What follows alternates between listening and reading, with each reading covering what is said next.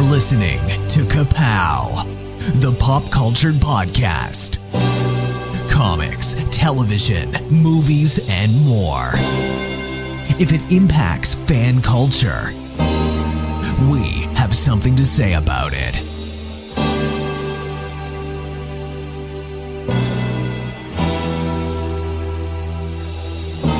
And now, your hosts, Jordan, Cliff, and Seth.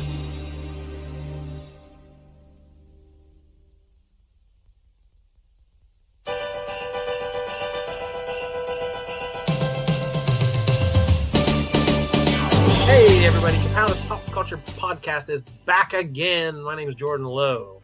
Cliff Barnes. I'm Seth. Episode 397. Yes. Does that math check out?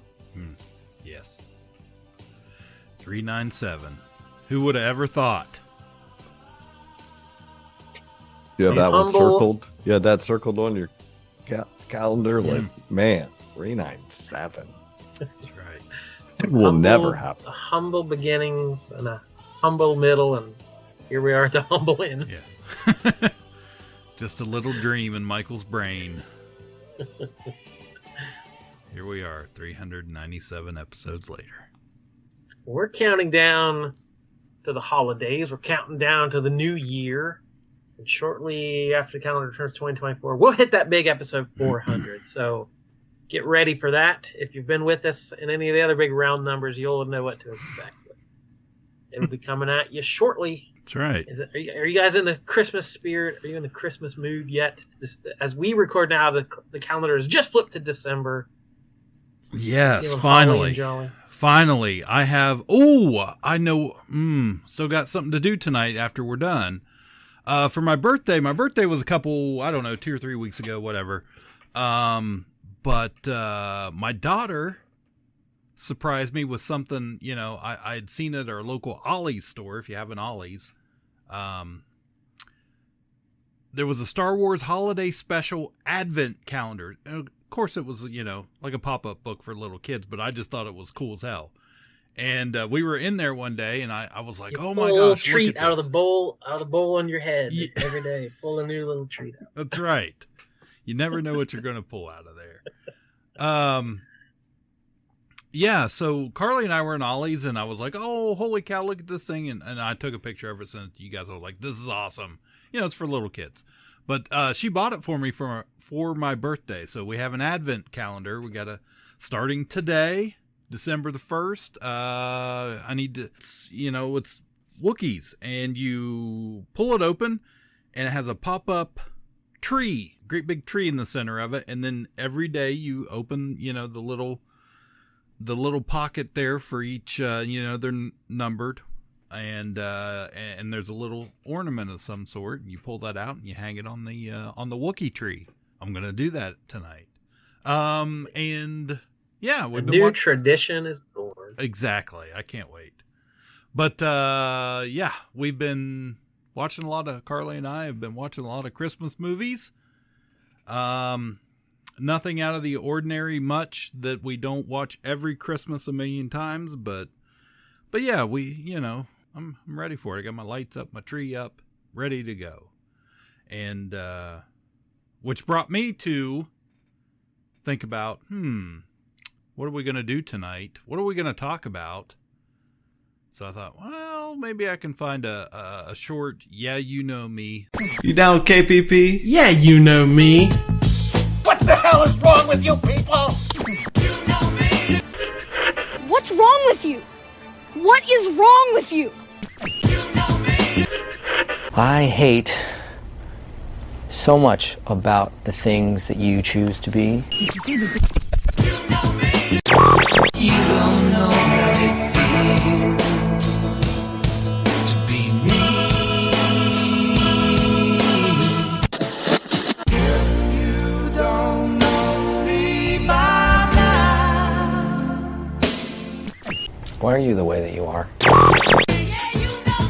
So I used the Google foo and came up with a couple real quick, should be easy to answer, I think, songs, and we can figure out, we can talk about what we like.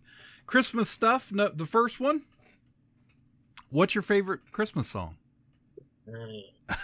I'm not a big Christmas song guy. I don't flip the radio to that station till like 2 days before Christmas, maybe, in the store. Wow. Because a little goes a long way. I've worked retail before in the holidays where you're just 24/7 Christmas music. Now, I would say I am a big Christmas song guy, and that's why, of course, this appealed to me, because I am the Thanksgiving Day. Put it on the Christmas radio station immediately, and don't take it off of that station for a month. So yeah, I thought about this a little bit, and I don't know, because I like so many Christmas songs. I think I know what it is, but it's tough for me. There's a couple, I was like Holly Jolly Christmas, the classic Burl Ives version. I would say Silver Bells is a favorite of mine. But when we were growing up, when I was growing up, I don't know how we discovered this. Oh, ears go nuts at Christmas on that jolly holiday.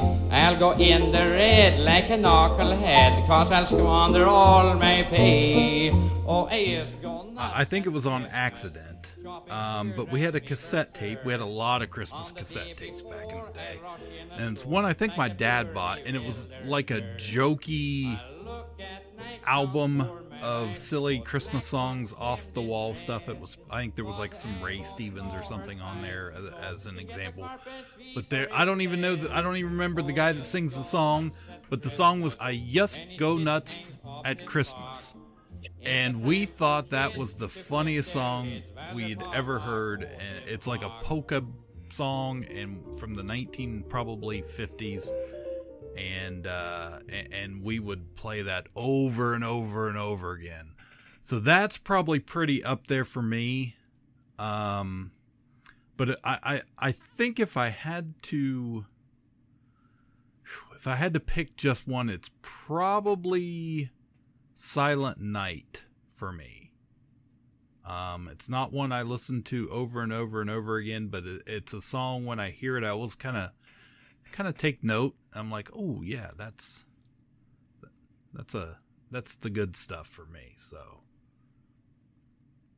Seth, you got any top of your head? I mean, the first thing that comes to my mind is because the album I always throw on here on record players, the Vince Guaraldi Peanuts Christmas. Yeah. I like the I think it's Christmas Time Is Here with the kids' vocals things. That's good. I was like, whether it's called I don't know the name. It's like da da da da da da da da da. Yeah, that with Carol of the Bells. Yeah, Carol of the Bells. Yeah, I like that. I mean, Silent Night's good, but those ones, they're just like have they're, like a they're mood more to like them or musical. They're not the I guess they're more classic. Yeah. So there's other ones I occasionally hear as like, well, I have noticed. Shockingly, didn't pick Meli Kaliki. Yeah, it's funny. That's a good one. That's a classic. It's up there. Myself working in an office environment this year is very, very different for me than past years. And it's interesting to me. I just assumed everybody kind of listened to the same Christmas songs, I guess. but there's some different flavors out there. I've always been pretty much every artist ever has put out a Christmas album. Right. Yeah, there's a lot of deep cuts you might never expect. Right, exactly. It's funny as listening to especially one of my coworkers. Her taste is way different than mine when it comes to Christmas music. But which is fine. But I don't know, in my head when I think of Christmas music, I think of like these, I don't know, these like 1940s crooner guy, Sinatra and Andy Williams and Tony Bennett, people like that. Like White Christmas is always a Bing. Classic, I mean, But that's kind of what I'm more drawn to for the most part, and that's kind of what I think of with, like, I'm just going to put Christmas music on. But the like the old fashioned country dink dink Christmas, and I'm like, oh, what is this? I don't like this at all.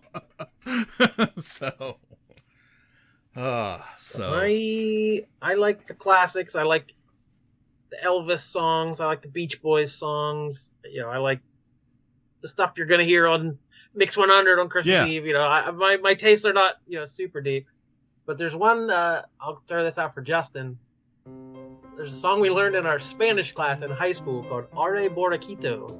It's the song about it's like hurry up little donkey. You gotta get Jesus is about to be born, so it's an adorable little song. So.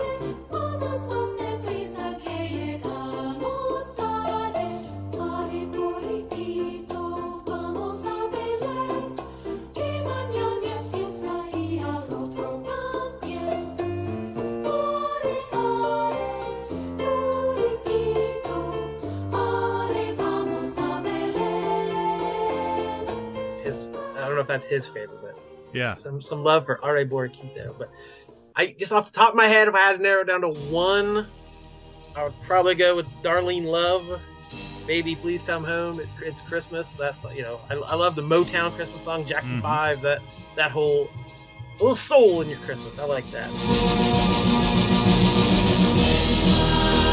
Snow's coming down.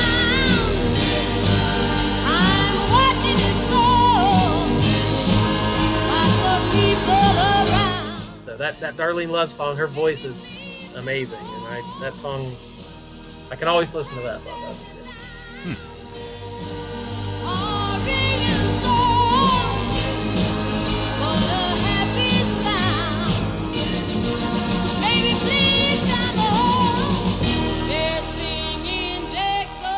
Good stuff. Yeah, I just ordered the Home Alone. They re-released the Home Alone soundtrack for Mondo did this past. Ooh, Run Run Rudolph. Yeah, there's another one. That's it's got. So I mean just the score to Home Alone. There's a few songs on there, but I just like the score to that movie in general. It was a good John Williams Christmassy music playing in the background. That's kind of stuff I like. Yeah. But yeah, the classics. I grew up in church, so I like all the Hark the Herald Angels and all that crap, Yeah. It's all gonna give me it's all gonna year. give me nostalgia, if I can get the Peanuts kids singing it, that's what I want. So any of that. I like Christmas music, so yeah. So I like, as long as it's it's the ones that I want to listen to. Like some people will put stuff on at work and I can only hear some of them so much. I don't want to hear Deck the Halls 100 times or Up on the Housetop and all that. Right now it's it's Hard Candy Christmas. It's driving me up the wall. I think I hear it 4 times a day. Yeah, I hadn't either. Consider yourself lucky, but it's rough. Which as we wrap that up, what an annoying that there's a day every year now, the last few years, that is just like I might as well have a thing that pops up that says your wraparound of this year, you listened to freaking a bunch of podcasts and the same 3,000 songs on your phone, and I don't care. All these people's Spotify playlists that they're so excited to show. I've seen those. Just like show how many different Taylor Swift songs they listened to this year. It was like, or is everybody I see? It's all that, or like mid 2000s Fall Out Boy, whatever. I'm just like, I'm so proud that I don't know what any of that stuff is. Like, it's so hilarious. Like, there's just a certain point where I just stop. Like, I don't listen to the radio. I don't listen to it in the car. I don't listen to it at work. I don't have anything against Taylor Swift, but I could not name 5 Taylor Swift songs. Yeah. It would be impossible for me to do because I never, ever, ever listened to it. In fact, I think that's a song, isn't it? Ever, something. But that's, I did.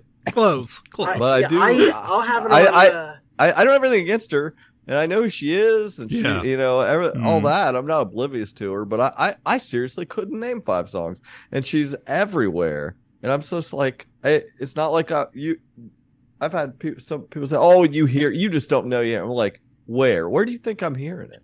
Because I don't. If I'm anywhere out, I have headphones and I'm listening to a podcast or the music. I've already capped out. I'm at 3,500 songs, I think, on my phone. I've got them already. Taylor's version. Yeah, yeah, that's right. Yeah, really.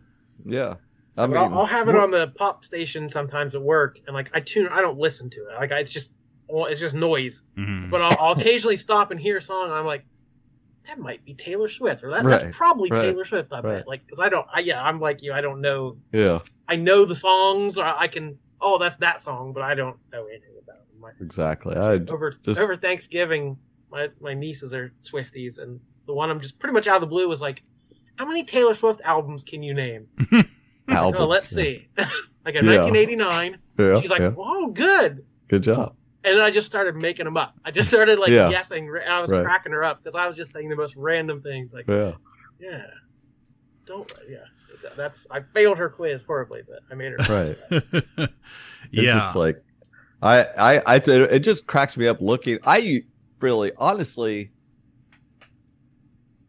I would have said I was a pretty knowledgeable music person. Like, but there's, if you start asking, there's rarely music trivia that asks any of this crap that I saw in anybody's wraparound. I mean, eventually there's going to be a point where, people will ask that stuff at trivia or something, but I never see it or hear it. No, rarely do people ask stuff and I'm just like, I have no idea.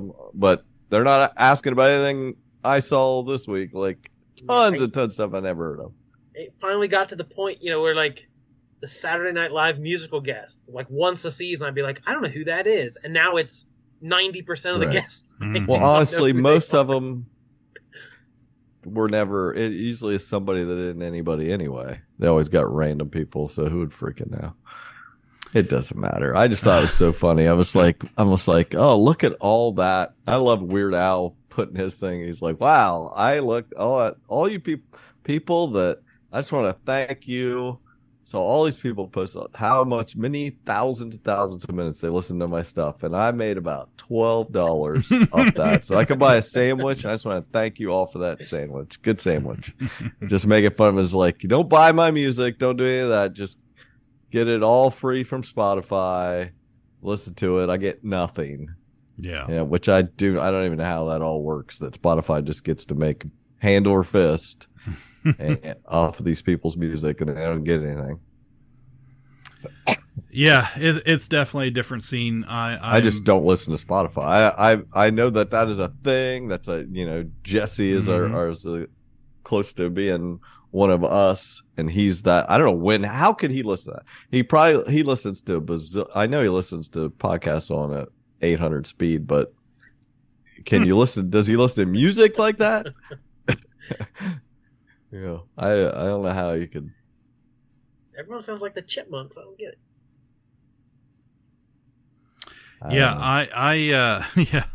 I'm very, very much guilty also of just not listening to much music. I listen when I'm in the car. It's usually a podcast. Even if I'm out in the grocery store, it's usually a podcast. But I do listen to like every once in a while I'll run across something, and it's usually in this day and age it's like from TikTok, and I'm just like, oh, what is that? And because anything on TikTok is done a million times over until you just hear it over and over, and then every once in a while there's one that you're like, oh, I like that. But yeah, as far as music goes, not much. And usually by the time I discover it, it's 10 years old. So anyways, yeah. So that was some good stuff. Do you want another one? Or are we good? We're not missing anything. Yeah, whatever. Sure. I don't really have an answer for this one, but it was just next on the list. For questions, your most overrated Xmas movie. Just overrated, Chris. Yeah. So overrated. Famously, we did our Christmas bracket of movies many, many years ago, that we've released a few times, and talking about our favorite Christmas movies. What on that list? I guess it's probably on that list somewhere. Is your most every time it comes on, everybody thinks it's a big deal, but you just don't think it's a big deal. Yeah, I don't know. I'm torn on a lot of Christmas movies.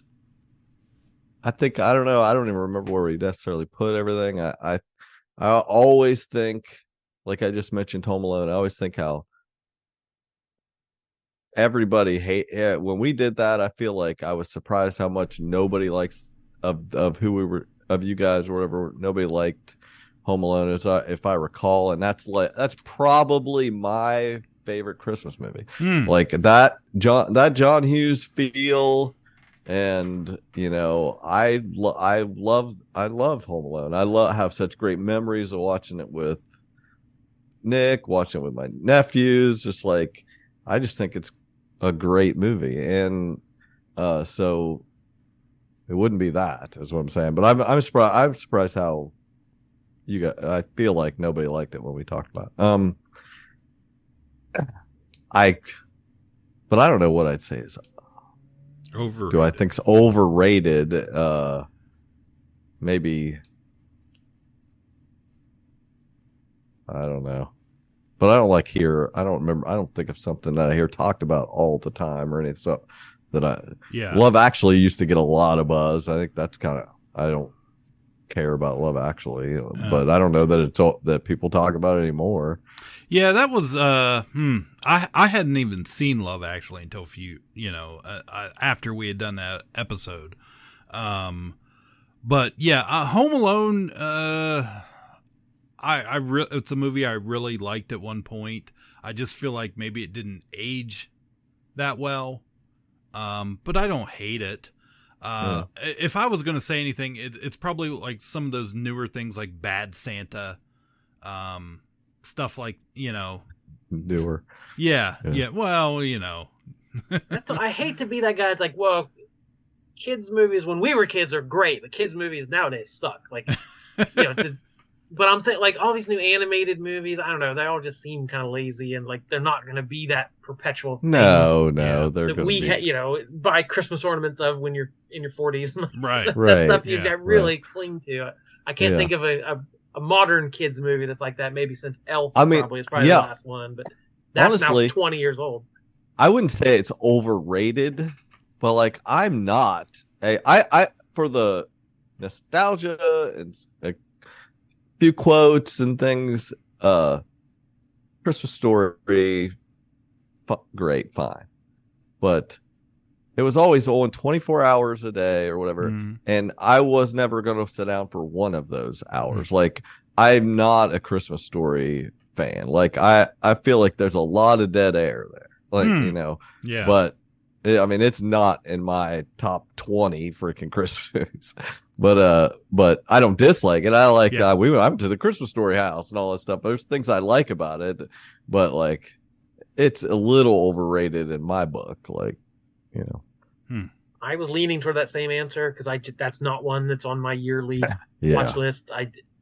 If I see it on, I'll catch a few minutes of it, but it's never been one of my traditions. But I think I'm going to answer any of those old black and white ones, the old classics, Miracle on 34th Street, White Christmas, all the, like, I like old movies. I watch black and white movies. I like stuff from that era, but the Christmas from that, none of them ever meant much to me. Yeah. So, yeah, I know they're quote unquote classics, but not in my book. Yeah, I definitely have a sweet spot of, you know, my growing up era. As to what Christmas movies I like, and like you said, anything kind of before that, for the most part, okay, you know, I don't think about them, and anything that's really probably, you know, pretty new in the last 10 years, I can be much the same way, with some of them, but yeah, I there's so many I like, that it's hard for me to say, hey, this isn't it all the hype or whatever, but yeah, if I had to pick, I would definitely say it's probably, you know, one of those newer bad Santa or badder Santa or whatever you know. You don't like the raunchy Christmas stuff. Not a whole lot.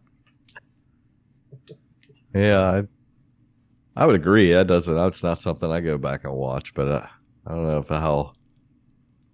I don't know that anybody does. Well, you know, it's funny because I mean, even recently, I've heard people even mention that stuff, and I'm like, really? That's what you watch at Christmas? You know, that's my reaction. That's what you watch at Christmas? That's terrible. What are you doing? You're doing Christmas wrong. So yeah. So I'll even narrow it down more specific. It's a Wonderful Life. Yeah, I was wondering if you get there. That's not one. But like that's one. It became a tradition. Like, wasn't it like it became in the public domain or something? So every network played it. Yeah. So that's why it became a tradition because it was on every year. Yeah, I don't know if I would go so far as say it's overrated. I just think I kind of like think. But again, it's like because Jimmy, you know, Christmas Jimmy Eve Stewart's every year. That's the movie you're gonna sit down and watch. I don't watch it. I don't watch it. Again, it's fine, but it's good. He's good. Yeah. I think the message though is so capitalistic that it's just like what it's like. Yeah, this guy was almost out of this town to freaking go do something. It's like, no, you must. Yeah. Work this business. Yeah. There, you did it. You saved everybody. Yeah, when you put it like that, I have to agree. Like, it's a movie I watch, and I'm like, oh, you know, the overall message, but yeah, that's kind of icky. Don't go out and have a life and build a life where you want to and where you dream about. Stay in that shitty ass small town with shitty people. So, oh yeah. Anyways, well that took up a bunch of time. That's what we're here for. Try to kill time. That's it. That's how you get. Who's been watching TV? Segway. Yeah. You've just crossed over into the Twilight Zone. Live from New York, it's Saturday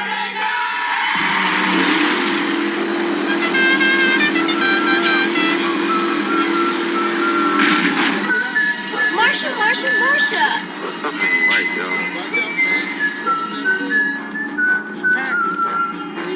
Yo, come on, yo, Omar's coming, man. I'm Prison Mike. You know why they call me Prison Mike? Davis, please sit down. Are you threatening me? I am Cornholio. First sign of youngsters going wrong, you got to nip it in the bud. Nip it. And I'm sitting there with Woody, and I turn to him and I go, boy, these pretzels are making me thirsty. Picture it, Sicily, 1939. What you talking about, Willis? Won't you please, won't you be My neighbor. My neighbor. Afternoon, everybody.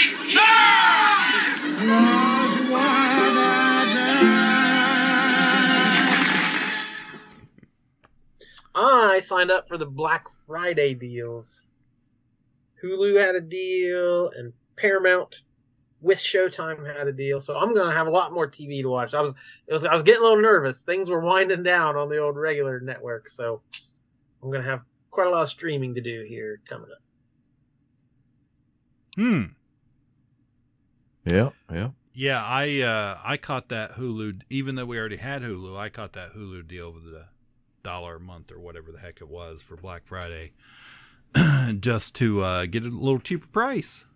So, yeah. Been watching, actually probably what I've been watching the most is Amazon Prime here lately. With the new Invincible season. Like part 1 of the season or whatever, however they're breaking it down. Yeah. But man, it's been really good. I've really enjoyed it. That show is really good. Good show. Everybody's caught up on it. I am. Yep. Anybody have anything to say about it? I know it doesn't mean nope. I don't know that it means anything, but I love the title card. They do a little joke every episode when you're going to get the Invincible. Mm-hmm. But I love, even more than that, I love it says based on the comic book, like Kirkman, Otley, whatever. But like, so many of these things are like, a Marvel production or inspired by, like this one's like based on that. They just say the comic book. But I think even Walking Dead said based on the graphic novels or based on, it's like, no, it's a comic book, and this show is so comic booky. So many comic book tropes and superheroes that that's we're spoofing Justice League or whoever. Like, I just love that it goes all in being a comic book. It's not trying to be anything else or more sophisticated or more grown up or anything like that. It's just it's all in on its influences. Mm-hmm. Like it should be. It's good. It's good. I mean, I don't have much to say about it. I rewatched the first season. That was good. Watch these 4 episodes we got, and I'm always wanting more. Little twists and turns. I'm liking. It's brutal. Yeah. The voice acting, but in a way that doesn't feel. If you could just say, "Oh, we're gonna have an R-rated cartoon," it feels like necessary as far as the story. Like what they're trying to tell is like this is a brutal thing that stuff that's happening and kind of justifying its twists and what he's having to do. And I'm curious to see where it goes.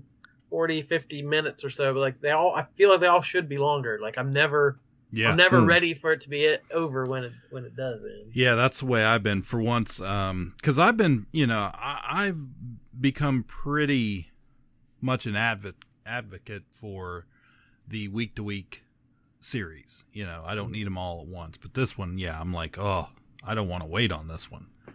So, but yeah, I've been watching that. Good. Yeah, I noticed they fixed, or they tweaked Adam Eve's logo a little bit because I think it confused some people in the first season because it's like, the female symbol with an atom across it, and like when she was drawn, 90% of the time it looked like an X. It looks like the female symbol being X'd out, and I did see some people online like, what is some anti-feminist or what? It's like no, it like they were just being lazy on the animation. So I noticed. Many more of her close-ups this year, you can actually see it's an oval, right? To crossing atomic symbols rather than an X. Yeah, I'm curious to see where it goes. I still occasionally get the itch to just be like, well, I just need to get the big books of them and read them, but then I can wait on the show. I don't know. I like both. I'm always like, if I like something, well, I want the source material, also, and it's pretty faithful to the books. It's doing a good job. What else you watch? All right. Yeah. Jordan's got a list there from 2 weeks ago. Well, I watched something that I had. Mostly Ahsoka. I hadn't. Yeah, it's still holding on to that. It's uncrumpled. I was like a week or so ago, like, well, I got some time here. I had originally watched. I don't remember if either of you watched any of this, but I had watched several episodes of the first season of Only Murders in the Building when it was like becoming something, and now it's had 3 seasons and still has its fans. Yeah, it does. But I never did finish the first season, and I was like, I thought it was all right, but I know that I didn't give it its full attention, and I've been trying to go back and pay attention to things, like put my phone down. So I was like, well, I'll start this again.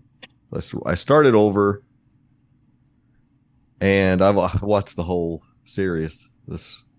And just in 2 or 3 days, I watched all 3 seasons and really enjoyed it. Like, it's a well put together show. It's not too serious, like, but it's just like it's got its own mystery each season, and there's several different guest stars where you don't know who it's going to be, who's the murderer, and like one season's a little more clever than the other 2, but it almost doesn't matter. Like, it's going to be, whoever they'll have justified it in the writing, who it was, and you won't necessarily have been able to figure it out anyway. But that's not the fun of it. The fun of it is watching Martin Short, honestly. Well, like Steve Martin's good. Yeah. Selena Gomez is good.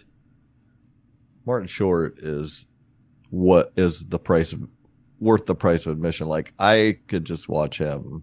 His deliveries are so good. He'll just say stuff like, it's like, that's not even the way I would say that. Like, if I read that on a script, I wouldn't say that line that way. But he's just like, so just doing his shtick of just so over the top about something or nonchalant about something else, and like he's just great. He's so good. I am in awe watching him perform in the show. I love it. I can't wait for another season of it just for him. Yeah. It's so funny. My daughter is 16 years old, and she loves Martin Short. And I don't even know if she's seen this series or knows of it, but she discovered Martin Short a few years ago and then suddenly realized how many good things he's been in that she loves. And yeah, she's just a big fan. He used to be in the Canada Pavilion at Epcot. He used to be the star of the movie. That's always your gateway into Epcot, Canada. Yeah. Have they been in Epcot? I always think of him being, when I went in maybe 89, when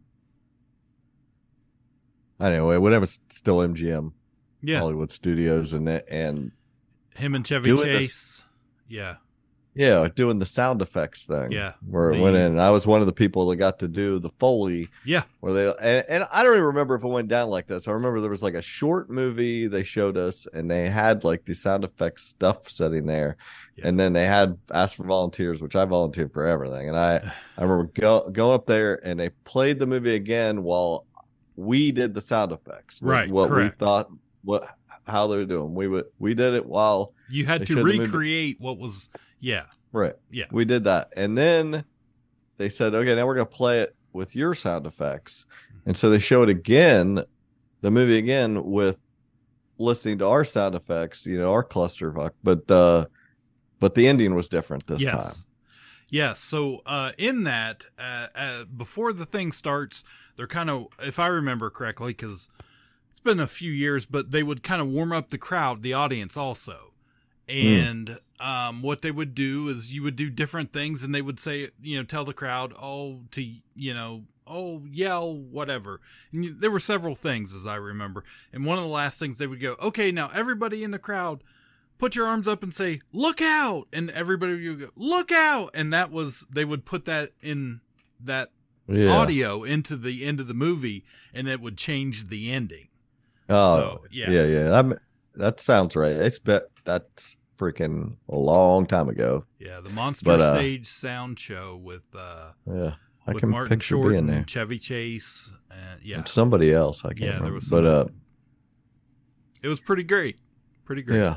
Anyway, his delivery is just really good and funny, and he's so likable, and just the way he says stuff that's just totally ridiculous. His character only eats dip through the whole show. Like that's his entire diet. And they're funny together anyway, but he is definitely the more funny to me personally. I just think he's really good. I always like Steve Martin more as the straight man than the wacky, he's being what he play. He's the straight guy, but he does his funny stuff, but it's not, it's more him being like the curmudgeon. Yeah. Carly and I watched Planes, Trains, and Automobiles over Thanksgiving break. She had never seen it before. And I was like, wow, that's crazy. Yeah. I was like, you have to sit down and watch this movie. Like, I'm realizing how many movies I thought she had seen, but she has not. Yeah. That's crazy. Yeah. So I was trying to think what other Thanksgiving movies last week or whatever. Now it's like I think Knives Out is a Thanksgiving movie. I would put that as might add that to the rotation. That's crazy. Yeah, Nick and I watched a Christmas movie he had never seen. It's a pretty loose Christmas movie. Children of Men. If you've never seen, but that's in my top 100, and he had it on his list. We've been trying to go through his list of movies he has never seen that are classics, or really, he needs to see, he wants to see. He's trying to have seen everything that's worth anything. And does he have a poster he's trying to? No, he's just got he's got a letterbox he's working on. Anyway, it was a hit. He thought that was pretty great. That's like Clive Owen and Michael Caine. Alfonso Cuarón has some great long shots, just long takes that are phenomenal stuff, and highly recommend. Well, I'm looking at my notes. The oldest thing I have is still in my notes. I watched months ago, but it's probably still available. It was the CW, so I'm sure it's on their app still. There's a 4-part documentary called 1982 Greatest Geek Year Ever. So I saw that was on, and I saw it was 4 parts. I assumed part 1 would be 1982, and then we'd do maybe 1983, 84. Like, I thought we'd do a different year every time, but no. It was 4 hours dedicated to the year 1982. Wow. Calling it the greatest year for geek entertainment ever. I was like, I have a feeling some of us might argue that, but it was still pretty interesting. So it was like, Cliff's a 84 stand. 84 is pretty strong.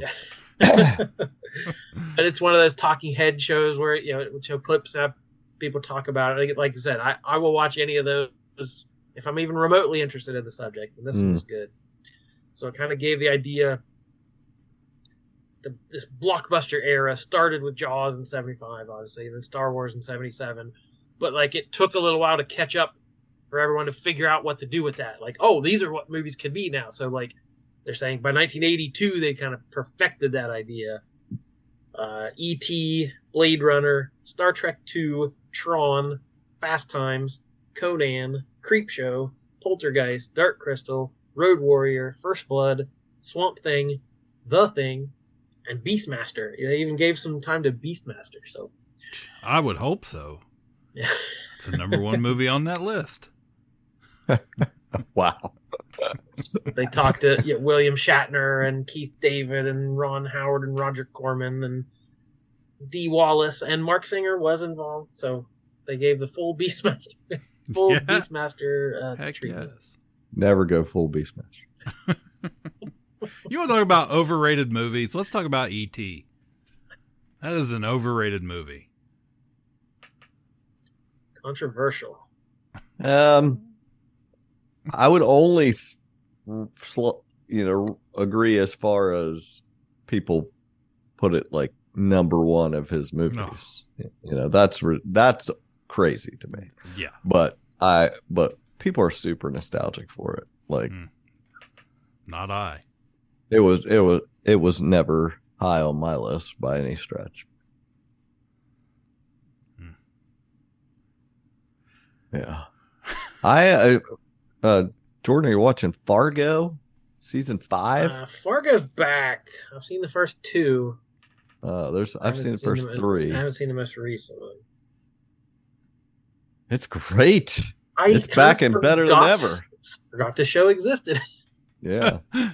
If you're not familiar, this is the Noah Hawley version here, just basing loosely out of the original Fargo movie. Yeah, so he's not adapting any of the movies. There's no one-for-one comparison. Just flavor. But there's just like touches and feelings of many different Coen Brothers films that you get either references to or just even what somebody's wearing or a random quote somebody says. So yeah, it's basically just trying to capture the feeling of a Coen Brothers movie and not adapting a movie to the TVs. Yeah, the second season is an all-timer, and I was thinking like I didn't care for the fourth season at all. I don't think, but it's back. It is great. Juno Temple and John Hamm are like the big stars here, along with Jennifer Jason Leigh, Dave Foley. Dave Foley, yeah. Joe Keery from Stranger Things. Steve from Stranger Things. Yeah. I didn't recognize him until this third episode. I was like, oh my gosh, Scuba Steve. I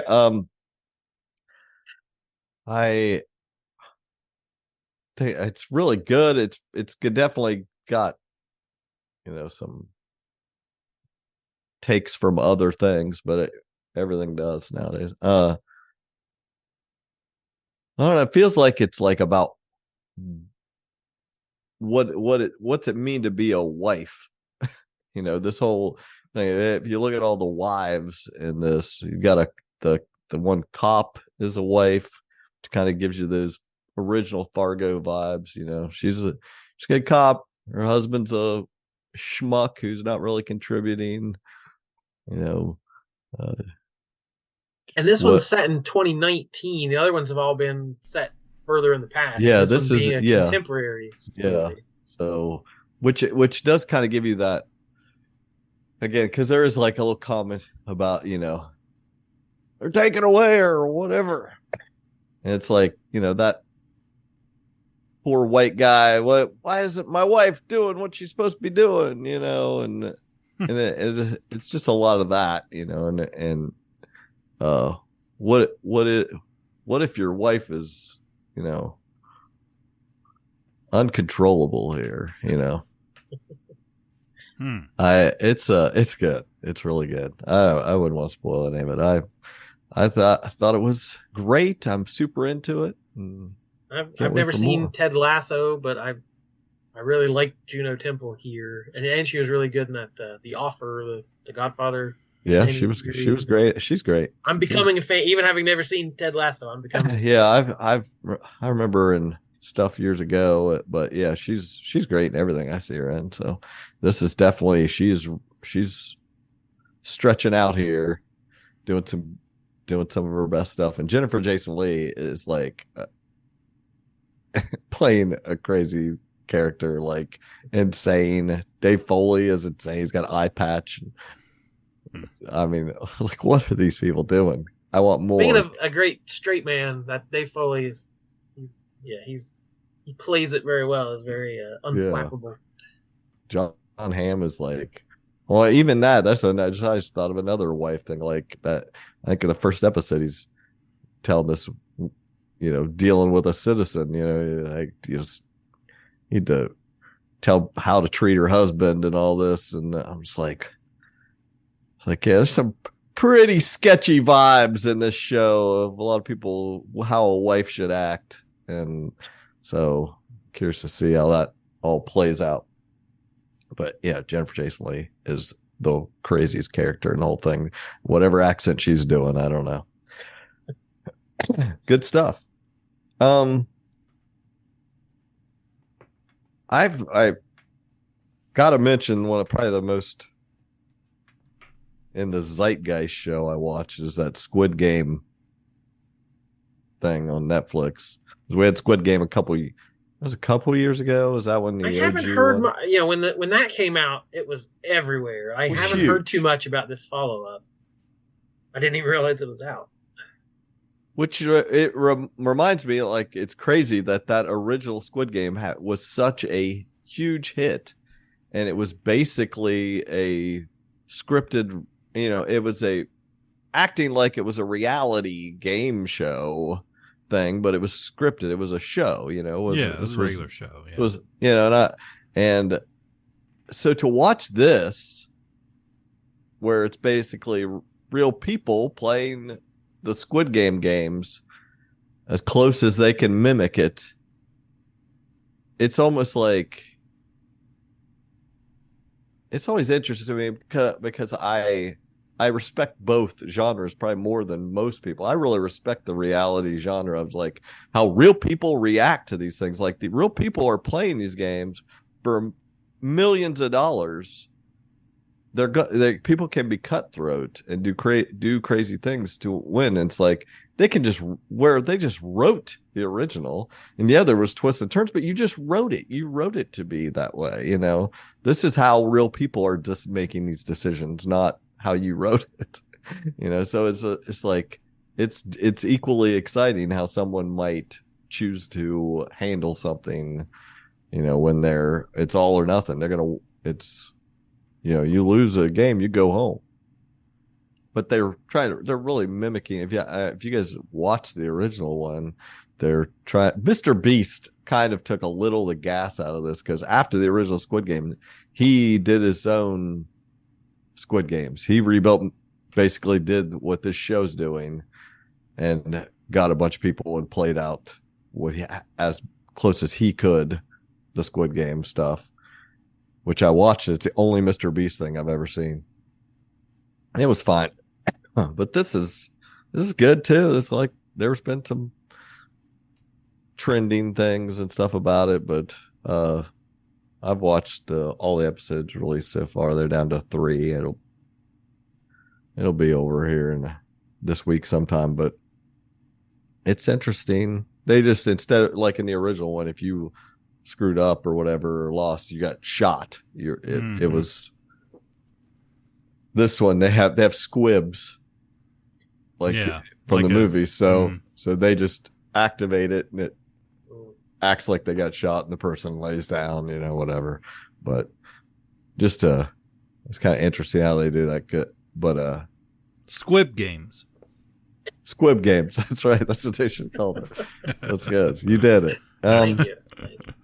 Anyway, it's good enough. I thought there were some interesting characters, interesting things. They're still like, at one point in the original Squid Game, they paired up. They were paired up, and then they had to just go play. They gave them marbles, and you had to go pair up and play a game of marbles. You had like 20 minutes. You could play whatever kind of game you wanted with those marbles, but you had to decide your own rules, and whoever won, the other one was out. So they were going to cut the people in half right there. And it was interesting in this, people were kind of got caught with their favorite person, so they were going to like lose their best friend in the game type thing. So it was interesting, and boy, some people were exposed to some real buttholes, like they're going to get ate alive online for the way they acted and things like this. So overall, I recommend if you liked Squid Game, it's neat to watch it played for real dink. And so that was pretty good. Julia's back, Cliff. Oh, really? I didn't realize that. There's some comfort. Yeah. TV. I really enjoyed Max. season 1. Mm-hmm. Max. Yeah, I loved the first season. This is about Julia Child when they made her show on HBO. I mean, on PBS, and it's good. It's got Niles and it's got Niles. It's got Lilith. It's just they're not on the new Frasier show, but they're on this. Heck, I didn't know that the character that apparently her husband in real life had a twin, I guess. So now in this season, there's 2 Niles. Oh man! Yeah. So double cream. There you go. But it's still good. It was done. Season 1 was done really well. In giving authentic, what I felt like was an authentic look into into these people's lives and how it felt and looked, and it's pretty neat. We didn't know we didn't know. I remember watching Julia Child as a kid, and she had a funny voice, and it was just like watching black and white Swedish Chef. I was like, I don't know anything about her other than that, so it's neat to see like who she was. Like she was something much bigger than this, right? Was saved PBS, Really interesting. Love that. It's just a real comfort show.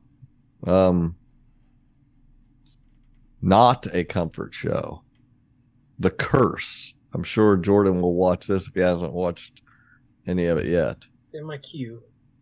It's in the queue. There's been 3 episodes so far. This is the new Nathan Fielder show on Paramount Plus, Showtime, with Emma Stone and Benny Safdie.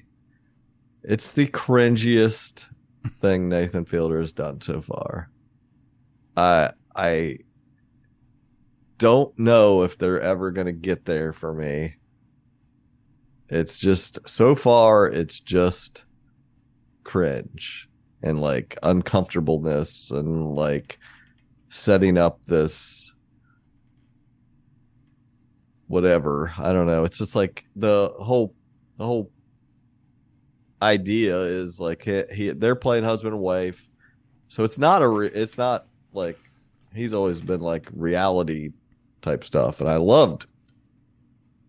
But what was that last show he had? The Rehearsal. I loved The Rehearsal.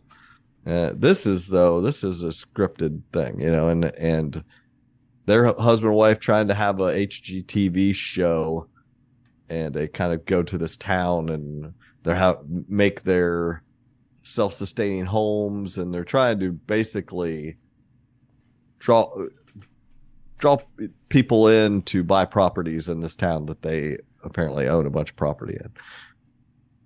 And they stage something of him giving money to some poor girl, and she curses him.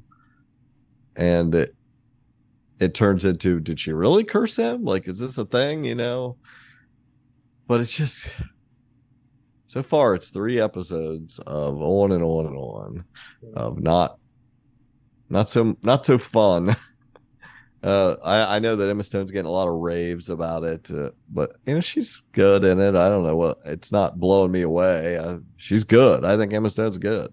Again, it's a very talked about show. It's buzzy. It's hot, but it's like there's so much content. There's so many networks. Like, this is not a show everyone at work is talking about over the water cooler because it's like it's the least most fun people thing. probably have not even heard about it. So it's the least fun thing I've seen in a long time. Like, Yeah, I'm so gonna hard keep to watching get it. So hard to get a big consensus hit like that. Yeah. That, like, when something like Squid Game blows up the way it does, it's like, who could predict any of this stuff? Right. You guys watch anything? Huh? A lot of Christmas shows. Great. I saw a movie. I went to the movies. Oh. Uh-oh. Yeah. I went to see Napoleon. Gosh. Exactly. You would think that if you went to see a movie called Napoleon, like if I went to see Napoleon Dynamite, and I got a movie that I got a good grasp on Napoleon Dynamite. I know a lot about him. This part of his life. Uncle his tots Rico. and Yeah. Friends, Pedro. All that, yeah. Summer. I got the whole Napoleon Dynamite thing.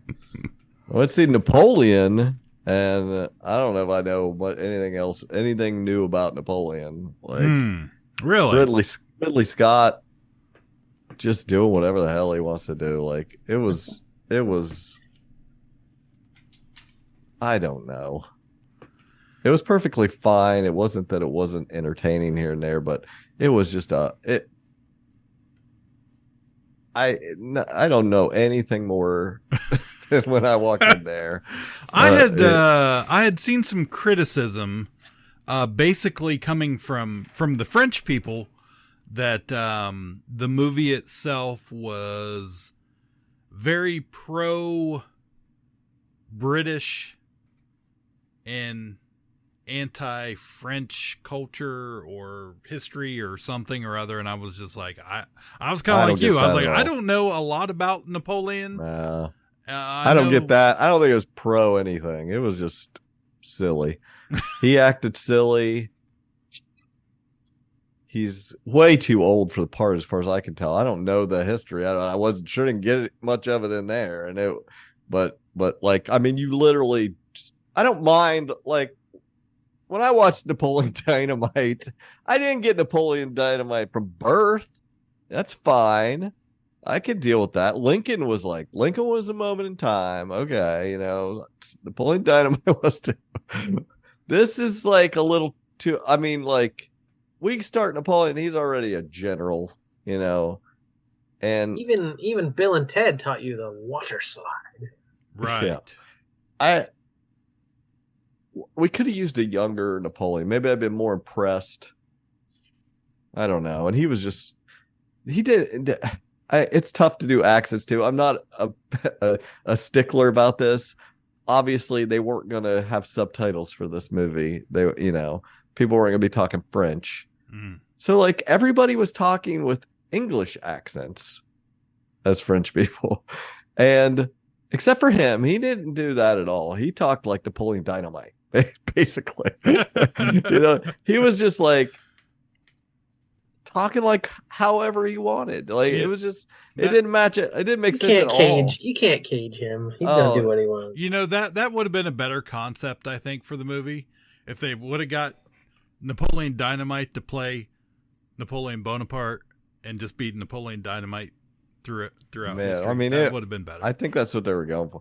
It was supposed to be a lot about him and Josephine or whatever. Vanessa Kirby plays Josephine, and they've got this psychosexual relationship. It's very similar to now I think about it, Oppenheimer from this year. It was like this guy of great power, but he also is like caught up in this sex thing. But. And she was fine in it. It was like but it's just like, I don't know. Nothing mattered. The story is just like showing whatever it wanted here or there. And did he walk around with one hand in his coat? I don't remember that. That's a thing I know. That's a famous. I didn't know what he's supposed to do, and I didn't. How do you know it's Napoleon? Right, exactly. It wasn't super. Wasn't super short. He had a cool hat. Like he had the cool hat and he wore it a lot. And I thought, man, he looks cool with that hat. Like, keep it on, I guess. You know, he did. I don't very often he wasn't wearing it. You know, there was some stuff. There was like a couple battles that, you know, were clearly did not happen. Like what they showed did not happen. And but a lot of boring ass battles. Like it just was a bunch of nonsense for 3 hours. I don't know. Don't go. Don't do it. It's not worth it.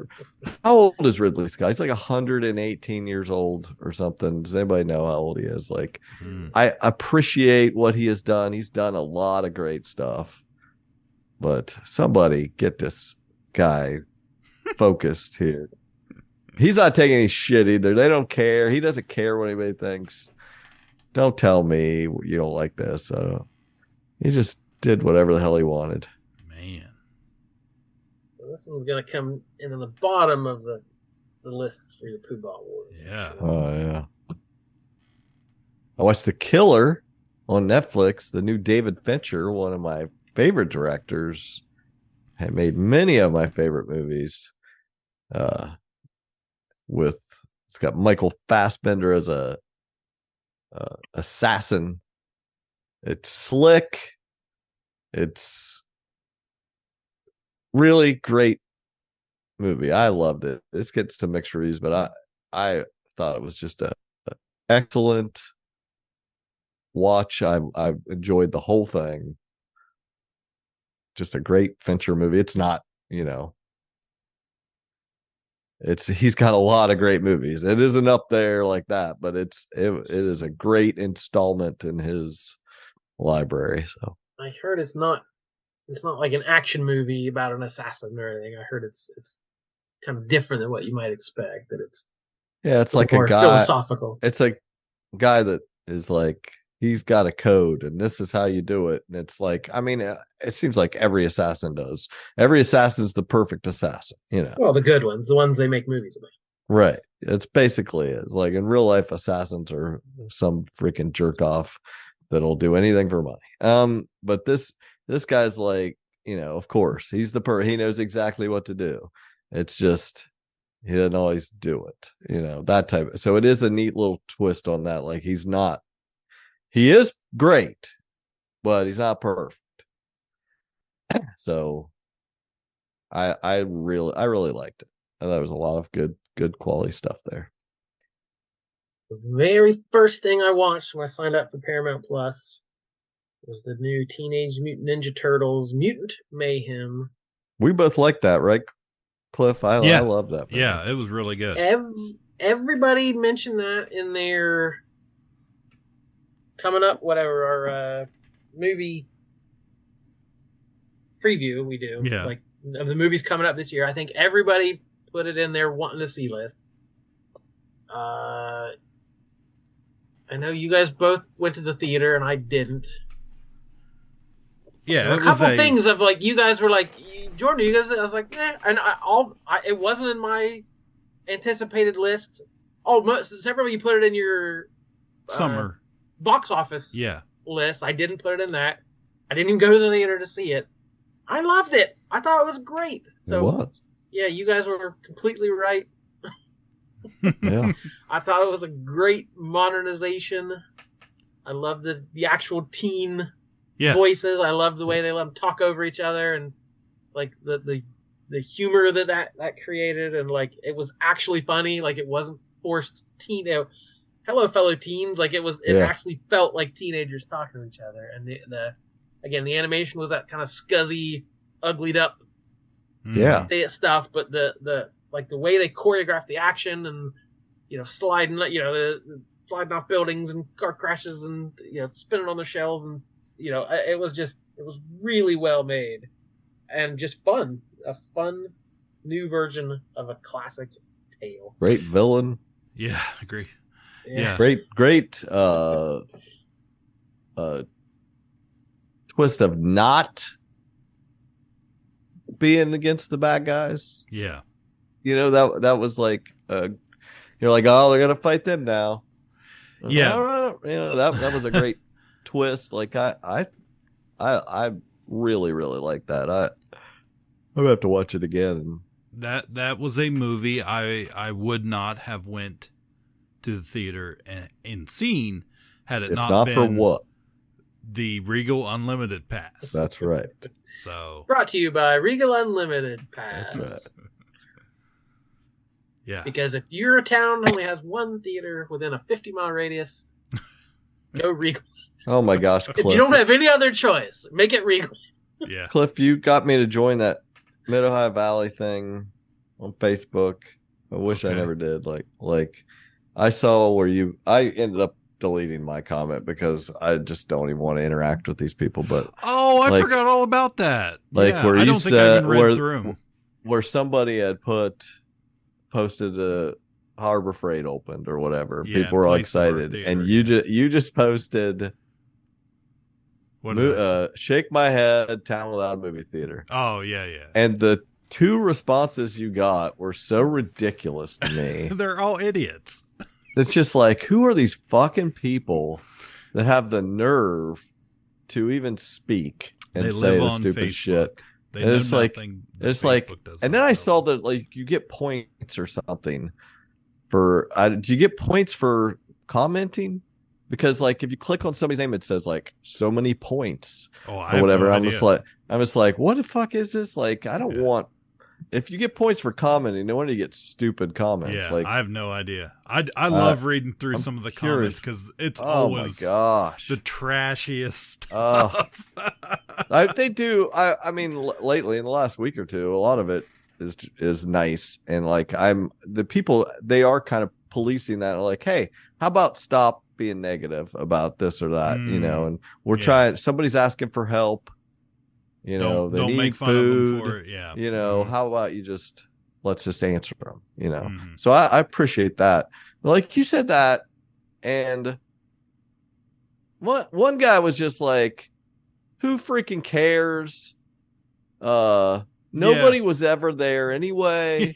Nobody was ever there. And, you know, who cares? You can watch at home, And I was like, shut up. Yeah, it's all just go away. Like people. You can't imagine people wanting a fucking movie theater. And the other guy said it's been closed for years. And I wanted to just jump through the freaking screen. Like he's like, it's been closed for years. Like you are the dumbest person on the planet, Cliff, for having said, first off, like that would matter. How stupid. You know, if that was even remotely true. Earned him a point, though. Yeah, we got the points. Yeah. But it's like, it's been 9 months. It's been closed. And that guy said it's been years, Cliff.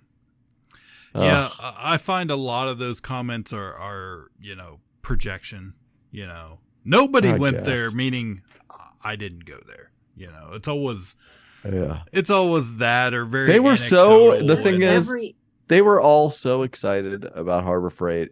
I just can't even get over it. Like I kept waiting for somebody to say, because somebody else said something about theater. You know, I said Harbor Freight is closer to us than the mall. Go to, you know, if you need that's what I mean. Like I was waiting for somebody. There's one in Parkersburg. Yeah, there's a Harbor Freight there. Thanks. Yeah. It's like, but how many posts are there? Is there anything to do for a date? It's like, I mean, if there wasn't already so many shitheads saying, yeah, you go to a vape store and go to, you know, listing all the shitty things we have. It's like, go to Harbor Freight. How about the freaking, you might as well just go to Harbor Freight. Yeah. Or go to freaking Tractor Supply or go to Lowe's or go to Apex or go to Home Depot. Take her on a date. Yeah, I was like, there's 100 tool and farming stores. It was like, but you know, I am normally make her your wife. It'd be really nice. I'm all for anything new coming to this town. Normally, you know, any type of progress. It's thank you, wonderful. We will take it all. But in this particular case, where you're taking away the freaking movie theater for that, for a tool store. Yeah. They're super excited. I'm like, they better fucking just go in there and buy all them damn tools. That is the most Marietta thing ever. That is the Marietta reaction. Something new. We must consume it so much that we're all sick of it, and then it'll quickly turn to we hate it. Instead of just... I had a customer tonight walk in with a little baggie, and she's come in a couple times. She's organizing her kids' old comic collection or something. She's come in for boxes a couple of times. Right. So she came in and she's like, I came in for boxes, but I went in the wrong door. I ended up with a Christmas present though. So she walked into the barbecue joint. Oh, good. Accidentally, and walked out with some sauce. It's gonna be in somebody's stocking. So. Oh, wow. Man. You two can sauce. That's funny. Oh boy. Oh, anyway, I just was like, what are you people even saying? It's been closed for years. Like, shut the hell up. Shut up. Everything, you the local newspaper or the local news channel, half the things posted, there's some comment, slow news day, huh? Or who even cares about this? Or it's like, if you don't, why are you commenting? Yeah. If you don't care Stay so out much of that it. you have to go out of your way to mention it. Like, somebody is trying to make a point here. Like, let's a constant stream of just negativity or just off topic or just here's the story. Somebody's anecdote has nothing to do with anything. For the longest time with our local news station, any story they would post on like Facebook, immediately just a barrage of, why don't you report on local stuff? This is in, wherever it was, such and such. This is 3 states away. Why do we need to know about it? It was just like over every day, over and over and over. Every post is just, they don't understand. On the election day, early November, I was watching the WTAP to get the results, our local results, to see who won. And they did the news poll. The news polls are a thing of beauty. They're like, they ask the weirdest questions and get the weirdest responses. But on election day, maybe it was the day before election, I don't know. But it was, did you vote? Simplest question in the world. Yes, no, or I voted early. And it was like 50% was yes, maybe 10% was voted early, and 40% was no. So 40% of people watching WTAP, they watch the news and will vote in a poll online, but they won't vote in real life. So they took the time to answer, nope, I didn't vote today. It's like, what? Who are you? What are you doing that you're invested in the local news, but not in voting for local issues? Right. But that you have to tell people about it. I got to tell proudly, nope, did not vote. No, click. Right. Yeah. I love it here. Yeah. We're stuck. Oh, well. It's a wonderful life, guys. It's a wonderful life. And it's overrated. We've already said it. Exactly. All right. Well, that's probably enough of that. I don't even know what that was. Yeah. $3.97. Just ticking them off, running out the clock. We are off to GalaxyCon this weekend in Columbus, Ohio, so we will have a full report on hopefully all the fun we had and all the celebrities we met. I'm going to meet Jesse Starcher. Oh my gosh. OJ is coming along with us. He's probably gonna check out a bunch of panels, meet a bunch of people, see what's hot. I hope when you guys pick him up, he gets in with his new Teddy Ruxpin. I hope he's already got the cassettes loaded up. That's what I mean. Yeah, he's just ready. It's a long trip. We gotta have something to listen to.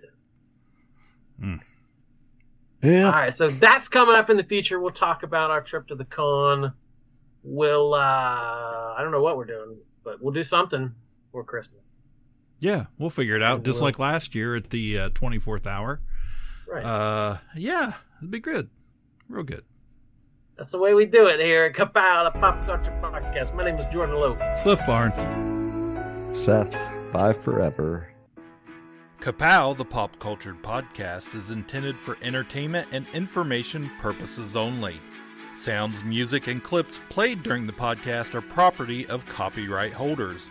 All original content is property of www.udownwithkpp.com. If you enjoyed this podcast, please subscribe and leave a comment. Ka-Pow, the pop cultured podcast, can be found on Apple Podcasts, Google Podcasts, Podbean, Spotify, and wherever podcasts can be found.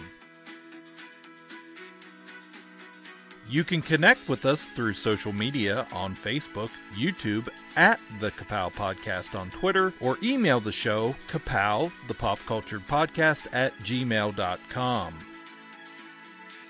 If you really want to go the extra mile, join our Patreon at patreon.com/udownwithkpp for special content and access to Patreon-only benefits. We are grateful for anyone who chooses to contribute, but please know that most of our content will remain free. So please continue to like, comment, and share.